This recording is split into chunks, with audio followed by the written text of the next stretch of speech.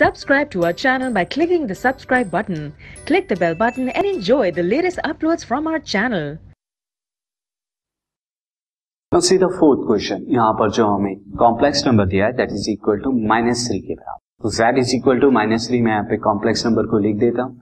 तो अगेन यहाँ पर क्या हो जाएगा, let real part imaginary part को आप क्या ले लें, R cos theta real part के बराबर जो कि -3 है, एंड आर साइन थीटा जो कि इमेजिनरी पार्ट यहाँ पर हमें गिवन नहीं है, तो मैं इसे क्या लिख सकता हूँ, -3 + 0 आयोटा, तो ये 0 के बराबर हो. Now this will be your equation first and this is equation 2. Now squaring and adding r के लिए, तो squaring and adding, add equation 1 and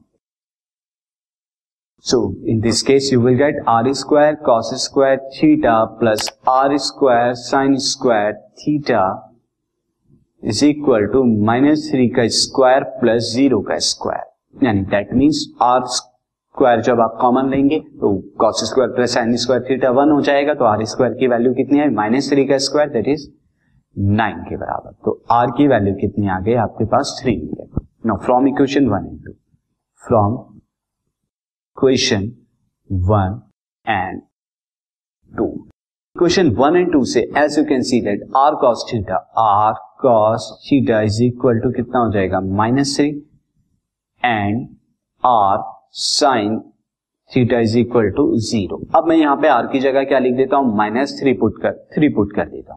so I am writing this, so this is -3 यहां पर आ गया एंड -3 यहां आ गया. So in this case cos theta is equal to आपको कितना मिल रहा है, cos theta is equal to 1 and sin theta is equal to कितना मिल रहा है, 0 के बराबर. नाउ cos थीटा 1 है, sin थीटा 0, और ये कब पॉसिबल हो सकता है, only when theta is equal to pi के बराबर, जब थीटा की वैल्यू पाई के equal. So this is possible when therefore theta is equal to pi. Now अब पोलर फॉर्म में क्या हो जाएगा, polar form of z is equal to कितना हो जाएगा, r this cos theta plus iota sin theta.